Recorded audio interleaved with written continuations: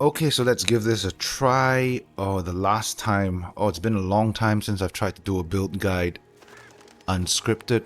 I'm not a fan of doing it, and this is a personal thing. I'm not a fan of doing it because I personally have a tendency to just rant, like just drone on and on and on. I just talk way too much and go off topic. So hopefully I can pull this off today. It's just trying to save some time, right? You know, I'm recording this anyway. And yes, of course, those of you who followed me for a while, yes, hi, I'm streaming now. And figured I'd try. Diablo seems to be a very easy game to make content for and very easy game to stream. It's really relaxing. So I stream, started streaming recently. I'm having a blast. So some of you guys already dropped by, said hi and stuff. So definitely come check it out if you see the notification. Okay, what's up folks, CrushSG, and back with probably what is gonna be my last Walking Arsenal Whirlwind build update video, build guide, or whatever you want to call it, because I think after a few days of experimenting and farming and experimenting and farming, I think I've found the final version of the build that I want to run. Now before we dive straight into the build, I think some background is necessary, since this might be the last update I put out for this build. And as always, all my videos have timestamps. Use the timestamps, skip to the build if you want to, or stay a while and listen to some background. Alright, so as you might know, I've played a Walking Arsenal build since launch. I used it to level in the early game, all the way through the mid game and into the end game. I've tried a whole bunch of different versions of Walking Arsenal builds. Experimental purposes, educational purposes. I've done double swing, Hota, and of course multiple versions of Whirlwind. They all work very well, you know, and I obviously like Whirlwind the most because spin to win, you know. So I started off, obviously, like everyone else did. I started off with a two-handed sword Whirlwind, then I went to two-handed mace because two-handed mace just puts out bigger numbers, and I was two-handed mace for a long time. And more recently, for those of you that watched the video, you would know I gave dual wield with Romuladni's a shot, and that was good, but I eventually went back to two-handed mace because I just felt it was a little bit more consistent. And also it provided stuns, right? So stuns is just CC, it's a good thing. And I was gonna kind of make a video like I'm doing right now for my two-handed mace build. Like, oh, this is the final build, this is what I'm gonna use. Because I thought that I had tried everything possible for a barbarian. And that is when I found this gem of a video from a barbarian player called, and I'm gonna completely butcher his name because I think it's Swedish or Icelandic, Ulfhednar. Yep. So this guy, he doesn't run a Walking Arsenal build. He doesn't even run a Whirlwind build. He runs double swing, and his double swing build is an absolute beast of a build. It's off meta. It's non-triple shout. But it really, I mean, from what I'm seeing, it really should be the meta for double swing, just based on the performance I'm seeing from his build. Not that I've tried it. That's one build I haven't tried, you know, but based on what I'm seeing from his channel, this build is really high performance. It pushes really high. I'll link his video in the description so you can check him out. I think it's really cool. Anyway, so after watching his video, I learned two things that kind of changed the whole game for me. Now, the first thing I learned was this: spending these 2 points, one into Outburst, one into Tough as Nails. Now, I'm sure many of you know about this. I don't know why this never occurred to me, despite me experimenting. Maybe I was just tunneling, right? I'm just tunneling, tunnel vision, even though I'm experimenting. This was just in my blind spot and never occurred to me. What this does, for those who don't know, is Outburst gives you thorns. Tough as Nails, I don't really care about the increased thorns, but I care about when enemies hit you, they take an additional 10% of your thorns as bleeding damage over 5 seconds. I care about the bleed, because this means I'm bleeding anything that hits me. Close targets, distant targets, as long as it hits me, I'm bleeding them. And that means I don't need to run Berserk Ripping anymore, or two-handed sword technique. because I know it's interchangeable, right? You either run two-handed sword technique or you run berserk ripping. Why do you run that? Because you need to bleed targets for stuff like this. Damage reduction from enemies that are bleeding. You need to bleed stuff to stack disobedience. You need to bleed stuff to stack iron-blooded. So without needing to equip that, it frees up one offensive aspect slot, and it frees up my technique so that I can use anything that I want. Anything that I want. Obviously, I'm using a two-handed axe technique, but point is, I can use anything I want now. The second thing I took away from his video was that dual wielding a mace, a one-handed mace, and a one-handed sword grants the bonuses from both their respective expertise, as well as the benefits from wallop and concussion.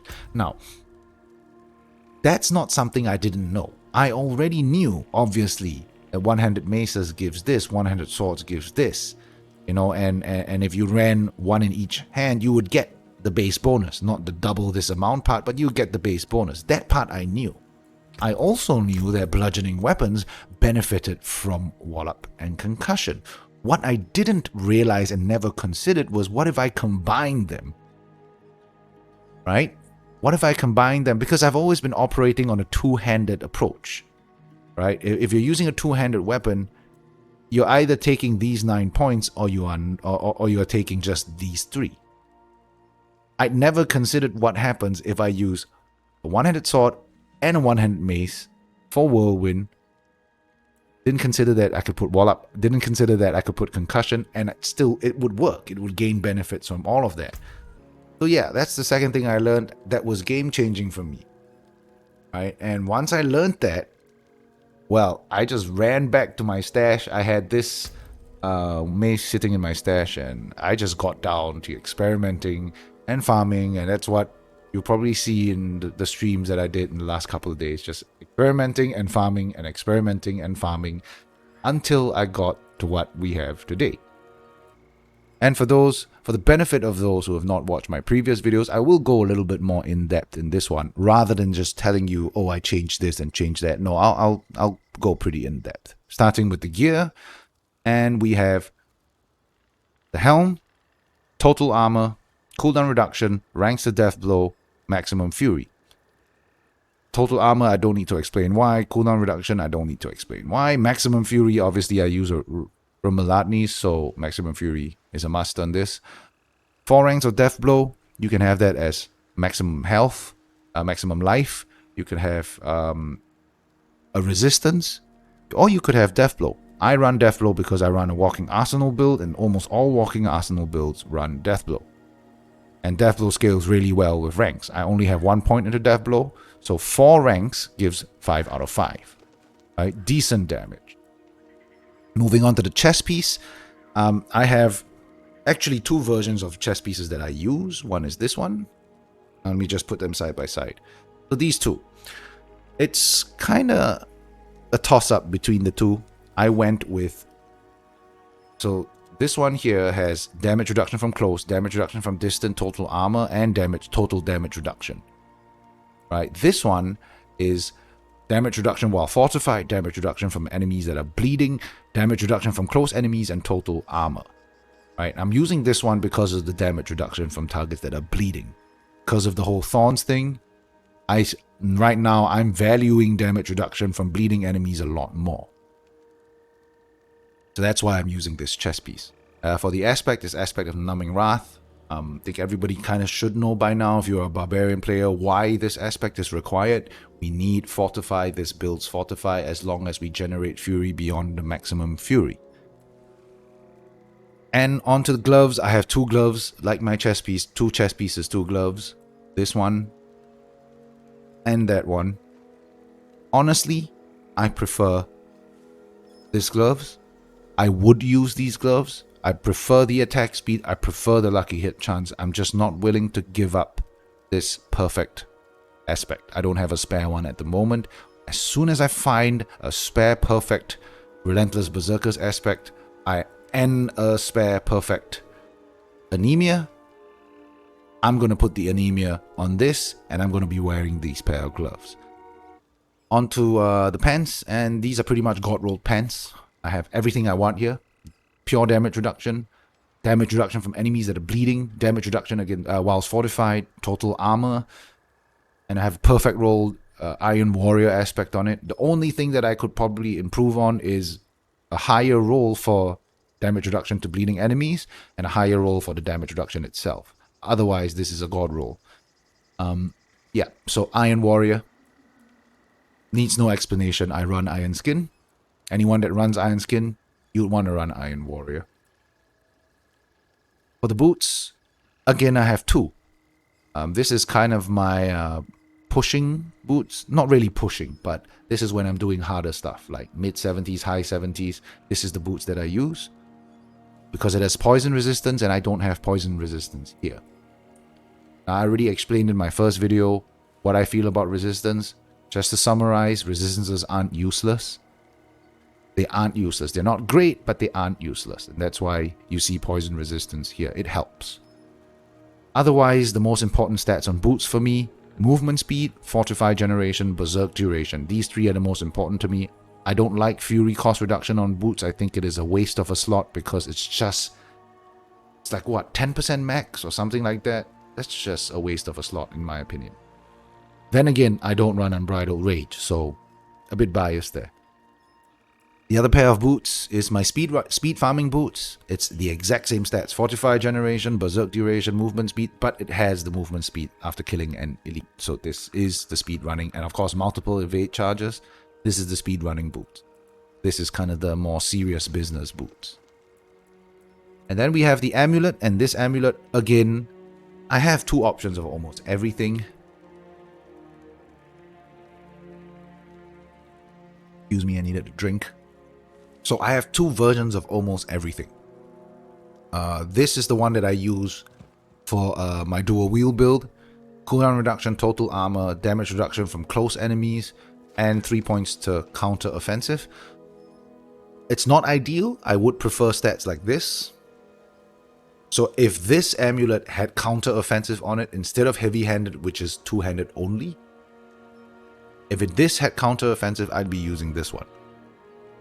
Because it would be counter-offensive, damage to total, plus to total armor, pure damage reduction, and damage reduction from enemies that are bleeding.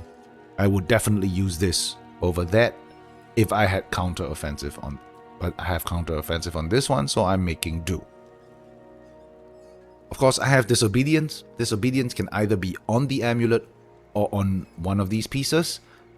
It's really personal preference. As you can see, I have Iron-Blooded on this amulet. I have Disobedience on this one. This is not even a perfect roll. Still haven't found a replacement perfect roll one yet. But yeah, interchangeable. Onto the rings, and the rings are pretty much identical. Both of them are Max Fury, vulnerable damage, critical strike damage, and critical strike chance. You could give up one of the vulnerable damage or critical strike damage for resource generation. That's perfectly fine. I just didn't feel that I needed it. I preferred the damage. So the first ring I have Berserk Fury, which is in my opinion compulsory. It's mandatory. However, whichever country you're from, UK, Singapore, we use compulsory. I guess US, you guys use mandatory. Yeah. But this is mandatory. This one isn't. This is kind of interchangeable. So I can use Umbral. Generally for speeds, large packs of mobs, Umbral is better. This Relentless Arms Master, this is better for bosses, right? And for low density. Anyway, both work, differences are minimal. You can use either one. Alright, on to weapons, and so my two-handed mace, this is my stat stick mace. This is my DPS two-handed mace. So really item power difference, that's all. This is the stat stick. Much better stats, perfect strength roll, near perfect vulnerable damage, all stats, near perfect critical strike damage. And on this I have Limitless Rage, for obvious reasons. Two-handed sword. Pretty much as good as it can get when it comes to the attributes. Obviously I could pray for 820. This is 807, but I'm not going to complain. This is good enough. I have Aspect of Retribution on this because stun, right? So I have concussion, and then I have anemia. This gives me 2 sources of 30% unlucky hit stun. One for 2 seconds, one for 3 seconds. I'm basically stunning everything. Right? And that's why I have retribution on a two-handed sword. On a two-handed weapon, I mean. The key thing about this, oh yeah, I guess I learned 3 things. I kind of already knew this, I just never had someone confirm it to me. I've always known that this has to be bugged, right? And I always knew that I had to do some weapon swapping, take it off, put it back on, and it kind of fixes it, and it was otherwise it would be a little bit inconsistent, but Ulfhednar confirmed that it is bugged. And the way to fix it is to unequip it and put it back on. Every time you go from town to a dungeon, when you enter the dungeon, just unequip the weapon with the retribution aspect, put it back on, and it'll be in full effect. Yep, so retribution on this, one-handed mace. I have Edge Masters. You could put Edge Masters on a two-handed weapon and put retribution on a one-handed weapon. It works as well. You get more consistent damage that way, but less maximum damage output. This way gives you the potential for the biggest number. And then, of course, Rumeladnis. I found like this must be my 13th drop or something, 15th drop of Rumeladnis, and I still haven't gotten a well-rolled one. I mean, look at the stats: 12.7% dual wield damage, 25% damage to close, 17% physical damage. Yeah, this is the best one I had, and I really took it for the 811 item power. Yep, so that's it for gear. Now let's go into the abilities, or I should say the skill tree. Skill tree is pretty straightforward. We have lunging strike into combat lunging strike for the berserking every time you crit. Whirlwind, I took violent whirlwind. Instead of furious, I no longer need the bleed effect. So violent whirlwind, more damage after 2 seconds, why not? Over here we have defensive stuff. This is more HP. This is damage reduction from elites. Now, so the one consistent thing you'll see in this build is damage reduction, damage reduction, damage reduction. I need as much damage reduction as possible because I do not run challenging shout. Alright, so damage reduction here, survivability here. Then we have Rallying Cry, and I took Enhanced Rallying Cry into Strategic Rallying Cry because this is the... I think a lot of barbarians are starting to switch to this from this. We're starting to realize that this gives more value in terms of Fortify generation than this brings for Fury generation. But this is pretty game-changing when it comes to Fortify generation. As you can see, I don't run Warbringer, and this allows me not to run Warbringer. Alright, I hit the button and Fortify almost instantly. Moving down, we have Iron Skin, and Iron Skin is a must because we don't run Challenging Shout. And it's better than Challenging Shout in my opinion, in the sense that this is my only other source of Unstoppable. This is the first source of Unstoppable. This is the second source from the aspect. And I'm running, obviously, Enhanced Iron Skin into the Tactical Iron Skin, which heals. You don't have to take this. You can take this, which is more Fortify stuff. Or you could just not put a third point at all. It's really up to you. Because I already explained Outburst and Tough as Nails. I don't take any Brawling skills. I don't even take Warcry. But I do put 3 points here because damage reduction. It's all about defense stuff. And onto the weapon mastery stuff, I have Death Blow into Enhanced Death Blow into Warrior's Death Blow for the Berserking buff. We have Rupture. I only have 1 point. That's all I need. The reason why I have Rupture is because using two mastery skills activates Exposed Vulnerability, giving me almost a 100% vulnerable uptime. Another reason why I use Rupture is because if I'm going to need to run 2 of these to get this up 100% of the time, I'm also going to need to run 2 skills that can have weapons attached to them. This doesn't. I can't attach a weapon to this. This cooldown is 12 seconds. That's longer than 6 seconds, which is the Walking Arsenal rotation. So I need a second weapon to ensure that my Walking Arsenal buffs never drop. I just alternate between these two. 100% vulnerable uptime, Walking Arsenal buff never drops. So that's why Rupture. For here, I know folks like to max out No Mercy. I only have 1 point because I'm short of skill points. I needed skill points elsewhere. But definitely max Pit Fighter, 9% multiplicative damage. Definitely max out Exposed Vulnerability. And then for the Fortify stuff, I only have 1 point here. You can max it out. It's up to you. I just have 1 point. And I have full 3 points in counter offensive and 3 from my amulet. And I have 3 points in defensive stance because more defense. Moving down here, I don't take an ultimate skill. If you're interested to know why I don't take an ultimate skill, you can watch my first video. That's a lot of it's explained there as well. I did go into Tempered Fury, 9 maximum fury for obvious reasons, and Furious Impulse. This is my main resource generator because I swap weapons 3 times every 6 seconds. Of course, we have Wallop for bonus damage with bludgeoning weapons, and I have Concussion for a chance to stun, and Walking Arsenal. So that's the skill tree. Now, looking at the Paragon Tree, and there might be some things that you guys would notice are a bit off in my Paragon Tree. And I will talk about them as I get to the individual boards. So starting with the first board, I went up the defense side because, again, defense, defense, defense. Went up the defense side.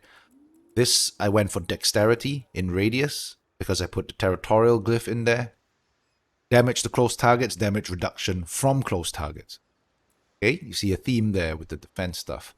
Then I go the defensive side up. I took this because it just cost 1 point. You don't have to take this if you're not level 100. These 5 points, they come in later.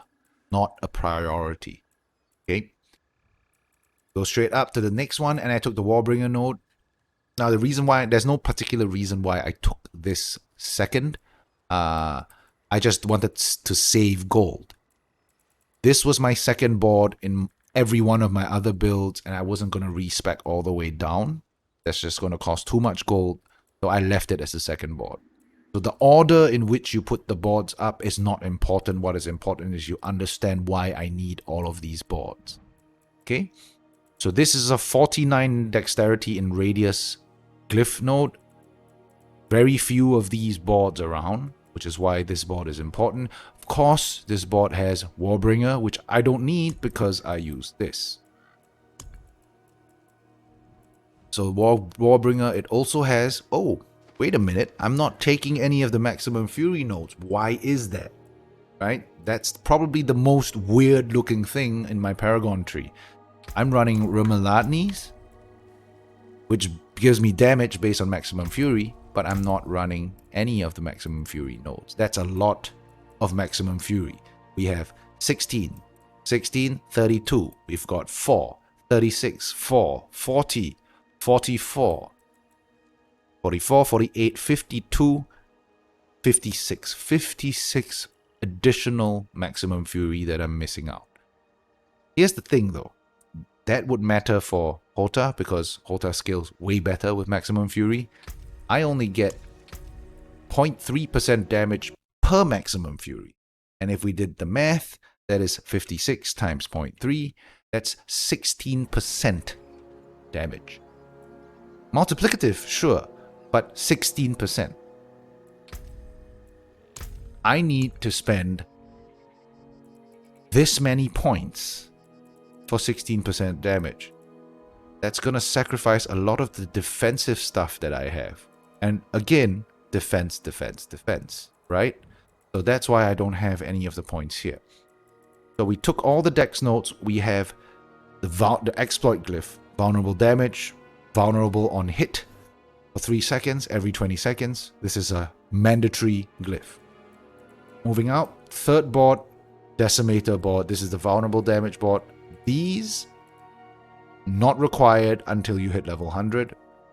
Just shoot straight across, take all the vulnerable nodes, put ambidextrous. This is because I'm using one-handed weapons. If I was using two-handed weapons, I would... Which one is this? I would have might, right? If I was using a two-handed weapon, I would put might in this. I'm using one-handed weapons, so I have ambidextrous. Get all the... enough strength to equip it. Get all the vulnerable stuff. All the vulnerable stuff. These two not required until you're max level. Next board, we have the Flawless Technique board. This is a willpower board, right? So there. Willpower and crit. Okay, so crit, one-handed crit nodes, general crit nodes. Alright, I'm using a one-handed weapon, so I take both. If you're using a two-handed weapon, you will only take this side. This is 54 willpower in radius, so I have Undaunted in this board. Now moving on to the next board, we have Bonebreaker. And this is another 49 dexterity node, and that's why I have it here, why I took this board, part of the reason. And I have Mortal Draw in this.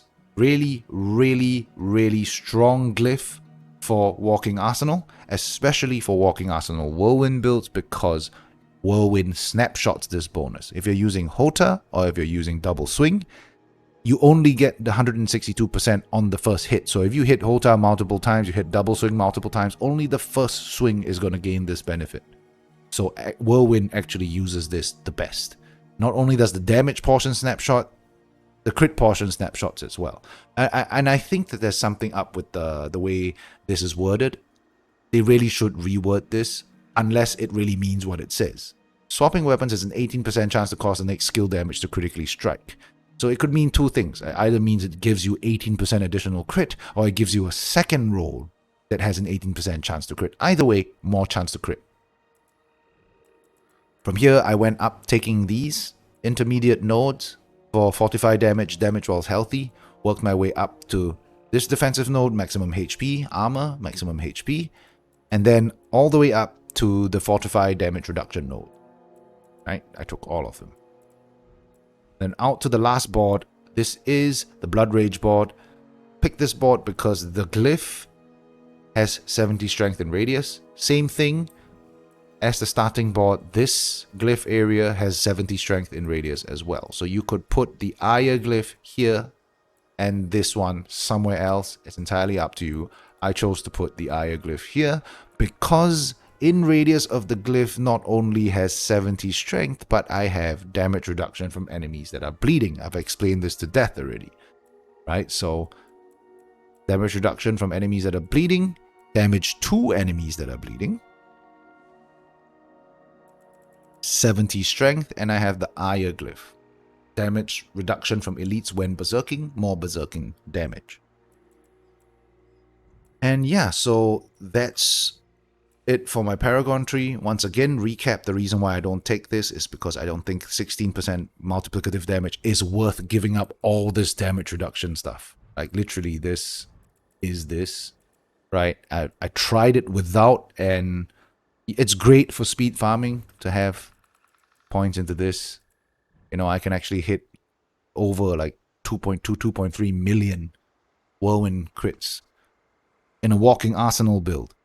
Walking Arsenal dual wield build, I can hit like 2.2, 2.3 million crits, right? If I went all out here. Now I'm hitting 1.9 on the high side, 2 million on the high side because I don't have points here. But I would much prefer to have the defensive stuff. If I'm trying to do anything above tier 70, yeah, I would want this, because without this, I'm going to walk into a tier 74 to 75 and just get one shot. And as you will see from the gameplay that I show, this build, the way I have it right now, it breezes through like 74, 75s. Well, that concludes, hopefully, a decently done build guide, unscripted. Hopefully I can save it in post and make it at least coherent. So yeah, thumbs up if this build was helpful for you. Down if you didn't like it. Share my videos with your friends if they're interested in something off meta. And I'll catch you guys soon. On stream if you see me, or in the next video. Take care, guys.